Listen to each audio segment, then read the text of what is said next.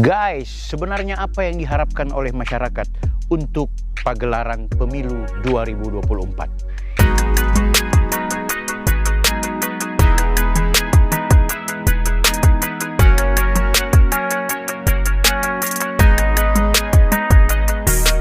Sebenarnya tidak banyak yang diharapkan oleh masyarakat. Bukan soal menjadikan momentum pemilu untuk mendapatkan pundi-pundi uang. Bukan untuk kepentingan mereka yang sifatnya sesaat.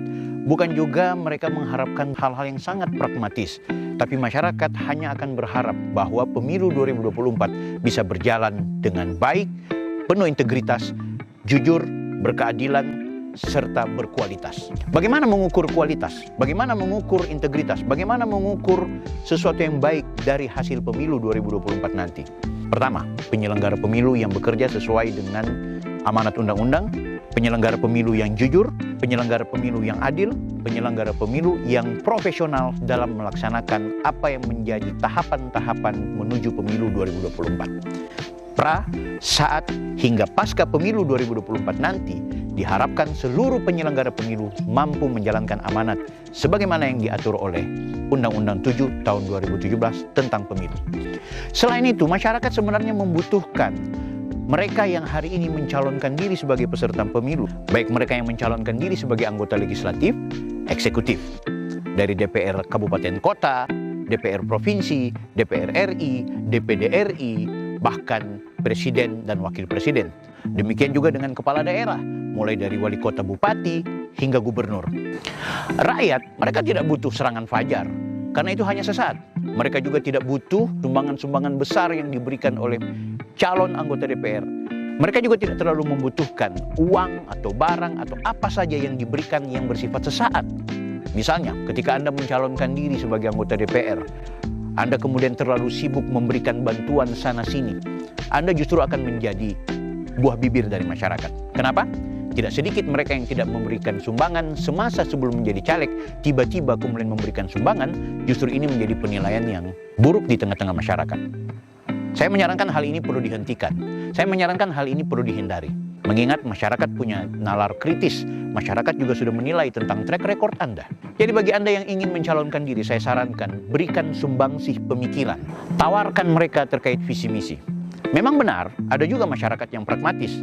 Mereka tidak menilai apa kemampuan Anda. Mereka tidak menilai kemampuan bicara Anda. Mereka tidak menilai dari track record Anda. Yang mereka nilai adalah Anda memberikan uang, maka Anda akan mendapatkan suara. Tapi jangan lupa, seiring dengan perjalanan waktu, suara-suara seperti ini tidak akan memenangkan pertarungan. Justru hal-hal seperti ini semakin memperburuk demokrasi kita.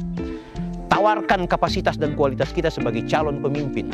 Dan kami juga sebagai penyelenggara pemilu akan memberikan pendidikan politik kepada masyarakat bahwa sesungguhnya sebaik-baik pilihan adalah kepada mereka yang benar-benar memberikan visi, mereka yang benar-benar punya track record, mereka yang benar-benar memiliki kemampuan dan kapasitas untuk memimpin mulai dari wilayah legislatif sampai dengan eksekutif.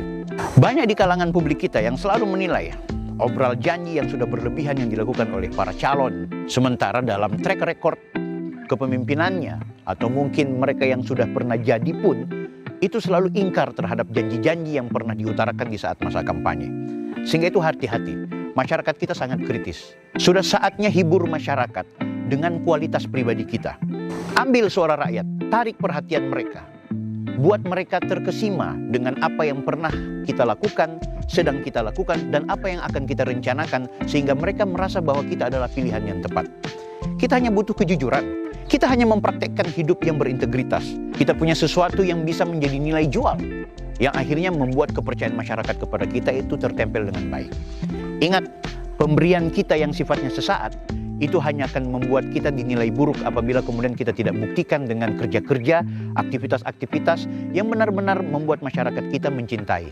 Kita punya banyak anggota DPR, kepala daerah yang justru tertangkap sebagai koruptor. Itulah yang membuat masyarakat kita trauma memilih atau melihat calon-calon pemimpin mereka. Sehingga itu tidak heran banyak yang menganggap bahwa tidak penting visi misi Anda. Selama Anda memberikan uang, kami akan berikan suara. Kenapa?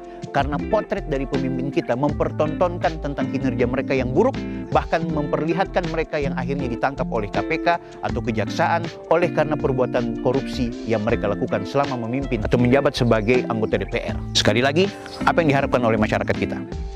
Mereka hanya berharap jujur, mereka hanya berharap integritas, mereka hanya berharap lakukanlah sesuatu dengan baik, dan mereka mengharapkan kebahagiaan. Kebahagiaan itu seperti apa? Ketika mereka melihat bahwa pemimpin-pemimpin mereka adalah orang-orang yang bisa dipercaya, orang-orang yang memiliki komitmen, orang-orang yang terhindar dari perbuatan korupsi, orang-orang yang benar-benar menyantuni mereka, orang-orang yang punya kemampuan untuk saling komunikasi, orang-orang yang memiliki kebaikan di tengah-tengah masyarakat. Bukan soal kekayaan, bukan soal harta, bahkan bukan soal iming-iming yang berlebihan sehingga membuat mereka tidak percaya lagi kepada Anda ketika kita tidak punya kemampuan untuk melakukan hal yang baik di tengah-tengah masyarakat. Saya Taufik Birfaki, anggota Bawaslu Kota Manado.